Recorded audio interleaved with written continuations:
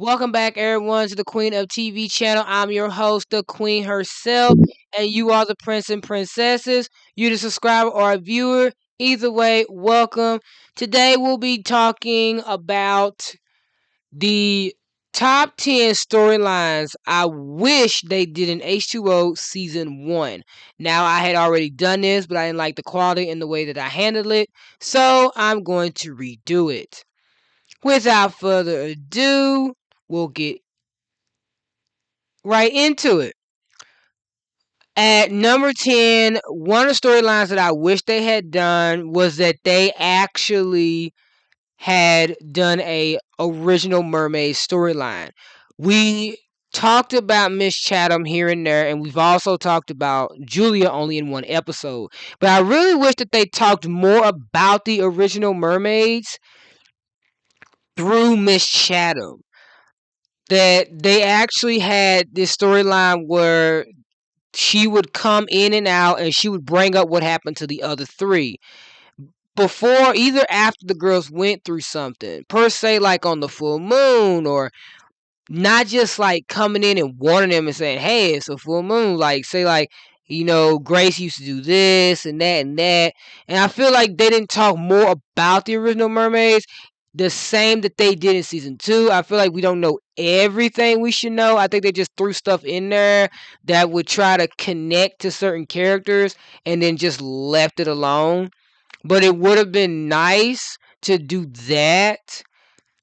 But from what it looks like, they'll probably have to do like a prequel.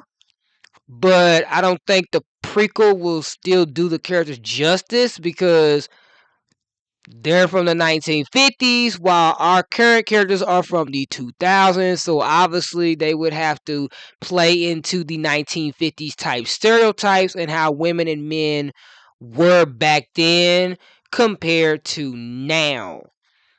So, yeah. Would have been nice to have at least a more extended version than that, than just relegating the girls to like their story only matters when the characters are going through a similar incident that they had endured. Because then that means we only know certain parts of their stories, and it's only like surrounding stuff that would be considered negative, not anything positive. So that's the 10th one. Hold on one second.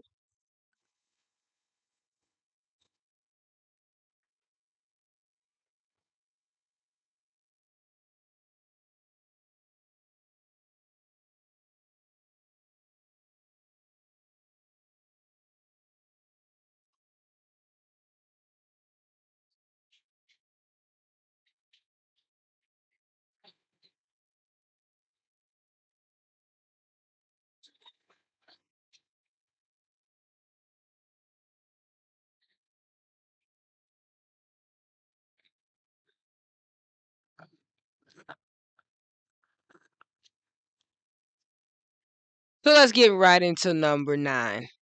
I'm back, okay. The second storyline that I wish they had talked about was, I wish that they had done a better redemption arc for Zane. I feel like that's what they were trying to do by trying to, make him a little bit more human. Like, hey, he's not really a big bully. He just suffered from daddy issues. He has never had a meaningful relationship. I mean, just him and Miriam are just two people that's just, you know, not together or dating like that, but they just kiss and hang out, and she's always over his house. It's nothing really serious.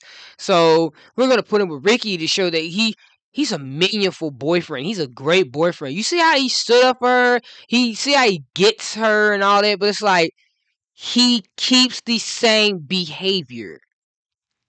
And there is like no way to prove if him and Miriam are not really together. We hear him say that, but the actions when they're together don't show that.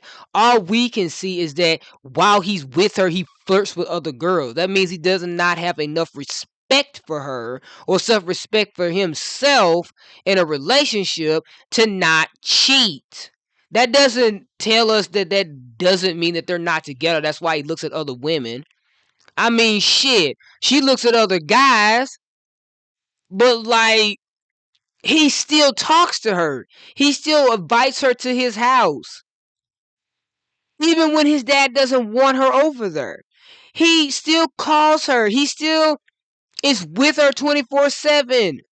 Every time her parents will look for him, who they call? They'll call Zane to see if she's with him. So, like, how are they not together when they spend 24/7 together? Like, come on now. And on top of that, they be kissing and making out. You ain't finna kiss and make out with somebody that you don't want to date, let alone someone who you're not having relations with and there's no attachment to it. This ain't no friends with benefits bullshit. This is literally two people who are always in each other's faces. Like, no.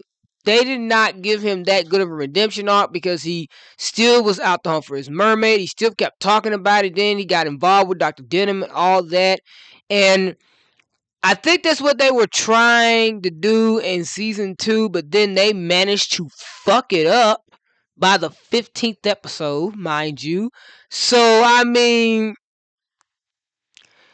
you see a small growth, but not enough to say that he has now become a better person. Because literally, and I counted actually. I had promised y'all that I would figure out how many episodes he was in season 2. And I did. I did. In season 1, Zane had only been present in 19 of the 26 episodes. While in season 2, it was far less than that. So basically, that just means that he's not present for 7 episodes of season 1. Well, guess how many he's not present for season 2? Take a good guess. I'll wait. 19. 19 episodes he is not in the show of season 2. He's only in 7 episodes of season 2.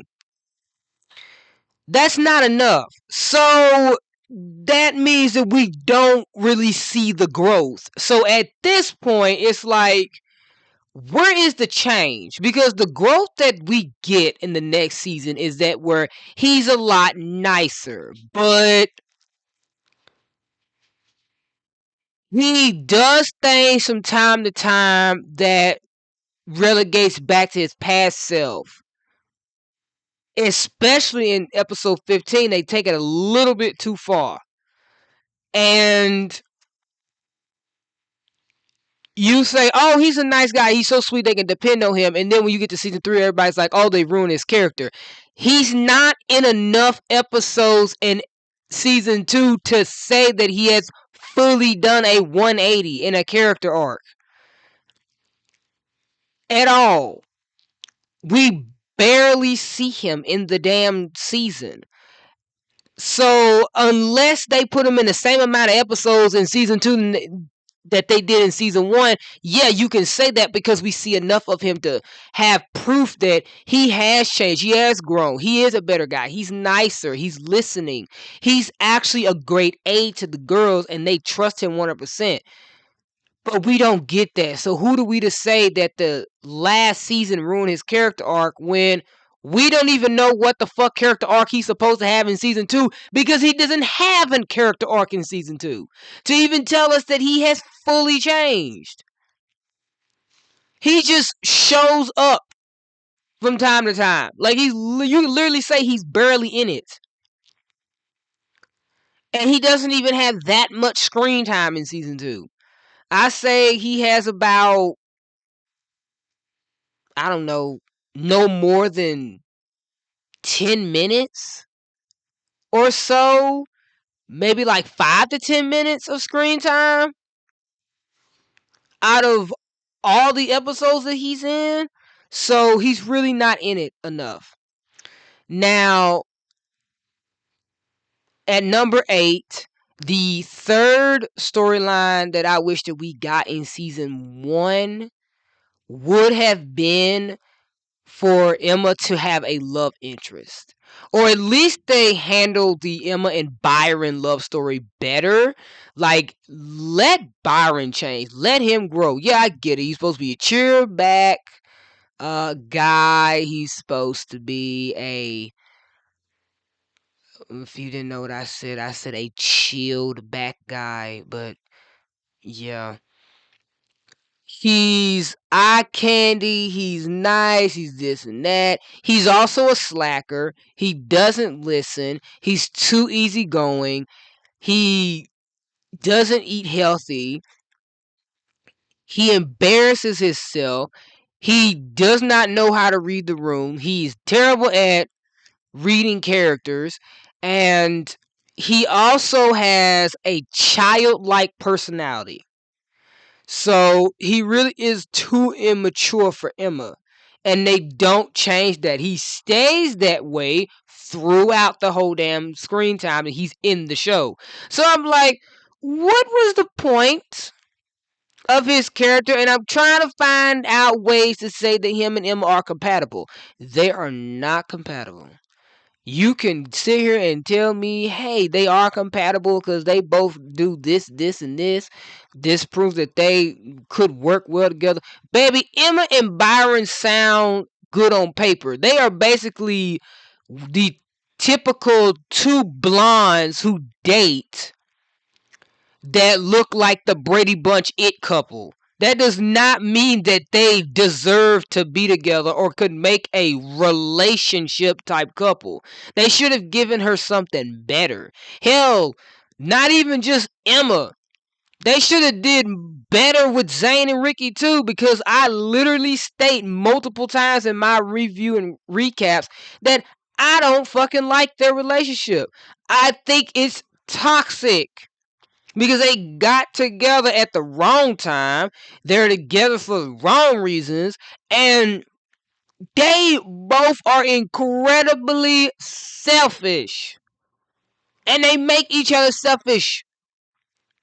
The only damn couple here that you can say is positive, and despite some people that might disagree, in season 2 that stays positive and support each other from time to time and have the tendency to make mistakes but do try to work on their communication is Cleo and Lewis.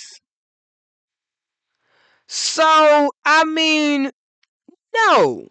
They should have done Emma more service of actually working on Byron. Same thing for Ricky by actually working on Zayn to make these relationships look as to me that okay, these are two relationships I can get behind. No, instead I'm only a Clueless shipper throughout the entire season. And that's not a good thing because you have 3 mermaid main characters. You're supposed to give all 3 of them a chance. Now that moves us into the seventh topic I want to talk about. I wish that they had given us more full moon storylines. And this will be the same storyline I asked for in season 2. Because we only got full moons that pertain to our mermaids. The first full moon only made Emma a more chill back person and made her have more fun than what she was trying to originally. The second one just fixes Cleo's voice and helps her sing like a siren to control all men to give her a bunch of love and attention and fame. Ricky, that one made all her insecurities and paranoia come out and then gave her a new power, showing she's a lot more powerful than what we're led to believe. And then the next one,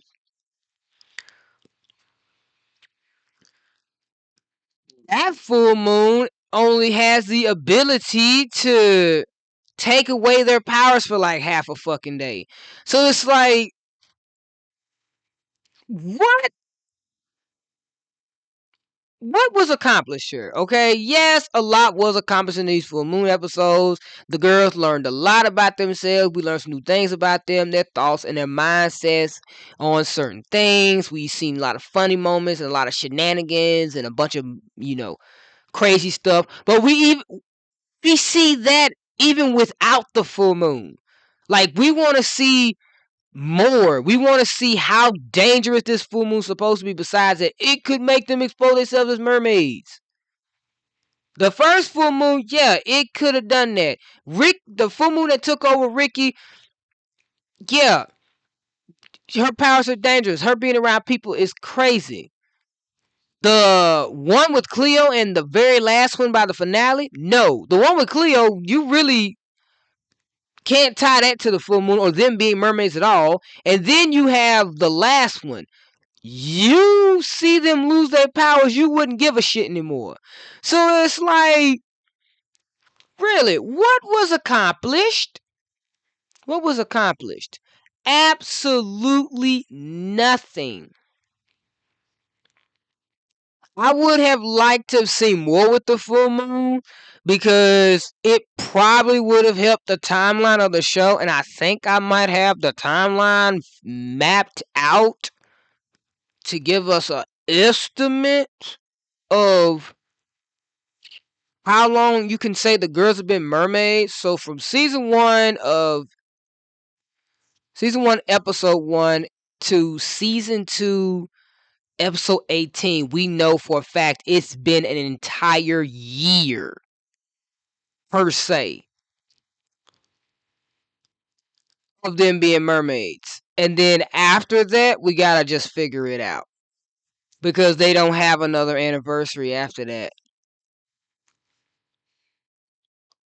But yeah, I really wished we got more of the full moon and not like been relegated to only having 4 for one season out of 26 episodes. We should have at least got like 5 or 6. But we'll take that back. We have 5 because we got the full moon that took over, but we got 5 because of the one in the beginning, but like that made them mermaids. That really wasn't that big of a deal. So I wouldn't really count that. So to be fair, we only had like 4, and we should have had more than 4. That actually has some significance. So yeah. Number 6, a storyline that I wish that we got in season 1. I will probably say this for season 2 for different reasons, but I would have liked if the girls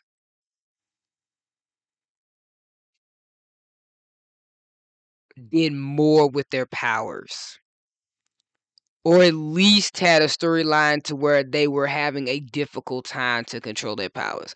We are told in this that they need to get better at controlling their powers, and they have to like focus and stuff like that, but we don't actually see the struggle. Where is the struggle of them using their powers? Where are they having difficulties at? Because we don't see the difficulties. We're told that they have difficult times. The only time we see them have a difficult time was in episode 6. And it's kind of hinted that Ricky needs to focus and be in concentration by episode 15. But it's like, really, we don't see them have struggle. We don't see them like having to have a difficult time like using their powers. It seems like most of the time they use their powers with complete ease. So it's like hard to believe that they're really like having a tough time controlling their powers. So for number 5, the next storyline that I wish that we actually got, and I'll probably say this different as well for season 2, is that I wish that we saw Lewis as a merman, but not for the reasons you guys would think. I don't want Lewis to be a merman just because I want him to be a part of the team. He is a part of the team. He doesn't need to be a merman to fucking do that. I mean, we're not gonna do a Charlotte. Okay, because we've already done season 2, so we can talk about Charlotte. We're not gonna be like Charlotte, where we're gonna be friends because he's a merman. No, I want him as a merman to understand the experience and see a different version of what we got with the girls. When the girls became mermaids, we saw 3 different versions with them. With Ricky, we saw the person that was so damn happy with being a mermaid that she was going head first in everything. Emma, we saw her try to be the person to try to map out and navigate how things are going, and relegated to like they need to hide, they need to stay away from water. It's too dangerous. We need to cover this up and like lie about everything. Type of complex. If you've seen Cake Pop Demon Hunters, then you know who Celine is. This is almost as close to what Celine was doing to Rumi. Um, and then we got Cleo, the person who is struggling to find a balance between her being a mermaid and a girl, and how that's affected her relationship with her family, and how she has to deal with that along with any family issues that she has. With Lewis, we can see Lewis like actually see like what it's like to be a merman, and him having to delve into magic and not be able to analyze everything, not be able to figure stuff out. He has to realize that trying to fix it and figuring out doesn't help much. And I'm not saying that they should have turned him into a mermaid like a mermaid at the beginning. Maybe they could have made Lewis a merman at the finale, had him be in the moon pool during the lunar eclipse, and have it be like yeah, it was a lunar eclipse, but because he was human, he was in there, it also affected him, so it made him a merman, and we get to see him as a merman for like half a day, maybe. Or they could have did like it's a double take. It's a lunar eclipse the whole day, and he gets turned into a merman, and for the short moment that he's a merman, he doesn't know how to navigate it as well. So he too gives up his powers, but it might not fully affect it in taking it away from him. So, that way he had a better understanding of what their mindsets were, how they were thinking, what their game plans were. Like just this feeling of giving him a taste of the magic without making it permanent. And we get to see like how the dynamic of that and how that affects him. So then let's talk about the fourth thing, basically rank number 4. The next storyline that I wish they had actually gave us was, I wish that they had done more with the family situation. Give us more moments with Emma and her family, Cleo and hers. Like, yeah, I know, I get it. They do show us their families, and we know their dynamics, but we don't know Ricky's. We don't know Lewis's. Like, we only meet Lewis' brother, but we don't meet his other brothers. We don't meet his parents. We don't know nothing about Zane's mom. I would have loved to just have that mentioned and seen how that affected him. Ricky's mom and how it affected her. Uh, like seeing Cleo's mom and dad's marriage before they had them divorced in season 2 without bringing the mom back and just saying that they did, like, done a lot more with the family dynamics, like a storyline with that, and seeing how that also ties into how it's affecting them as mermaids, how it's affecting their family dynamics and what's changed in them. So like, see that cause and effect, the pros and the cons of it. The third ranking, the next thing that I wish that we had gotten a storyline over was I would have liked to have saw them do more and give more stories to the other characters. I wish they had done more with Tiffany as a character, gave her some storylines to do, like gave her a love interest or had her have like some beef with the girls somehow. I wish they did more with Miriam instead of having her be put on a back burner and just relegating her to the mean girl archetype and have her just be with Zane from time to time and have her like be his cover up basically and have her whole dynamic be surrounded by him and have Tiffany surrounded by hers. Wish they actually did more with Nate's character than making him a fucking creep because he gets worse every season. Have us actually see what type of man Dr. Harris used to be before, he became rich or when he was already rich and had Zane and everything, and actually like do more with Byron, make him grow as a character, do a lot more with Kim and Elliot, see what's in their mindsets and all that. Like, I just feel like their other characters, they pushed them to the side and really did not give them anything to do and kind of relegated them to like mediocre type archetypes instead of just doing more with those characters. Like, you really don't do a lot in these episodes. And when you take out like the literal ads, when you watch them on TV and you watch online, you watch it for free, you realize that you can binge watch H2O in one fucking day. You can watch like literally in one day you can finish a season because they do not go that long. Like, it's like you literally can burn through these episodes.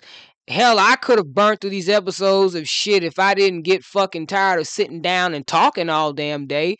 If I love to talk 24 fucking 7, I probably could just pop, pop, pop, pop, pop, pop videos out with so much time on my hands wanting to stay up all the night and shit like that. I wish I would have that energy. But I don't have that energy. But if you were like me and you sat and you watched this show, you could have watched like literally one season in like 1 to 2 days. You could have finished H2O by a damn week. Like in 1 week, you can finish the whole 3 seasons and just be sitting there watching reruns constantly. Unlike shows like Supernatural and Charmed, the original, not the reboot. But maybe the reboot too. Mako Mermaids and Buffy the Vampire Slayer and Angel. Like you'd have to watch those episodes like past the fucking week. With H2O is so damn straightforward. You can finish it because the storylines are like 1 to 2 episodes and done. You really don't have like a prominent storyline. The only prominent storyline in this show is Zane trying to hunt down the fucking mermaid that saved his life. Dr. Denham being their biggest enemy. Zane's dad attacking Mako. That's it. But all the other storylines, they are relegated to like one episode or like they just show small tidbits of episodes when it comes to the coupling relationships. But they take so long to make those people couples and then they don't do enough for me to say that two of the characters' relationships should be a couple I should ship for. Hell, like right fucking now, I'm getting tired. Hell, you see what I mean? So, yeah. Now, let's talk about the second thing. Second storyline that I wish they had this season. I wish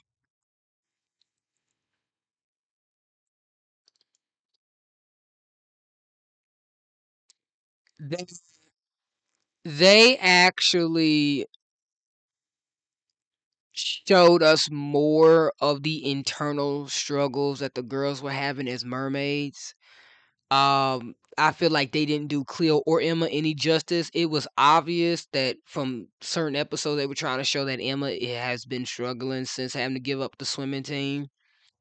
They've shown that Cleo is struggling. But what it comes off as is that these are just like them going back to basics and not really just being okay with being mermaids. And it just makes Cleo look like she's dumb and boring. How Emma's just very controlling, and then Ricky's the only one to root for because she's like, yay, mermaids. But it's like, we don't see how yay mermaids Ricky's life is as a mermaid because it could not be as grand as she's giving off. And we don't really see what this does to Lewis internally and how it's driving him crazy of him trying to figure everything out. Like, we don't see that either.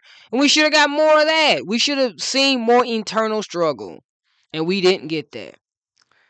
So now for the final one, the number one thing that I wish they did in H2O.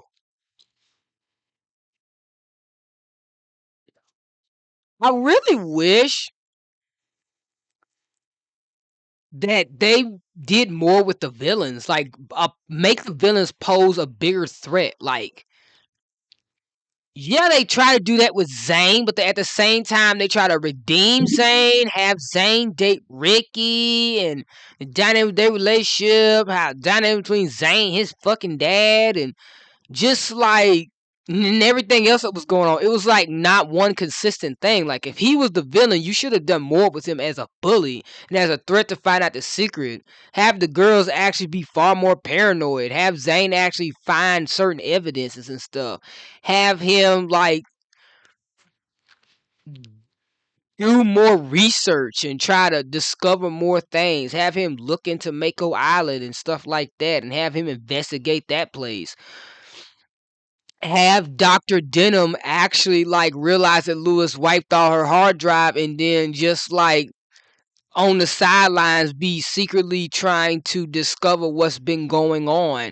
Had Dr. Harris be secretly planning a attack on Mako instead of just having her in one episode then leave and bring her back in episode 25. Have Zane's dad be stopped in his choice of mining on Mako in episode 22 and then not bring it up again until like episode 25. You know, have Zane from time to time say, "Do you believe I seen a mermaid?" or yeah, like I seen a mermaid and stuff like that. Like, have him pose a bigger threat than him just wanting to try to find her and then sitting out there in the fucking water and constantly going to the same area over and over again. Like, actually have him have pictures of the fucking mermaid. Actually have him literally have the whole fucking town investigated. Pose a bigger threat to the girls where they'll be fearful and mindful and more strategic in hiding it. You know? Like, give us better reasons to literally be fearful of our villains and see them pose a bigger threat. But that's all I got for you guys. And I will see you guys in the next video when we talk about the top 10 storylines that I would have liked for season 2. Or at least in this case, where I think that they should have made more obvious for the fan base. 'Cause I feel like there's a lot of stuff that wasn't obvious to the fan base that I either had to call out, or at least I've seen other people in the comments and other people on YouTube who have watched H2O call out themselves, whether or not they got it at the very beginning. But that's all I got for you guys. Have a blessed day. Have a wonderful day. And if you haven't been told this already, I'm telling you, I love you, and I will see you in the next one. Goodbye, guys.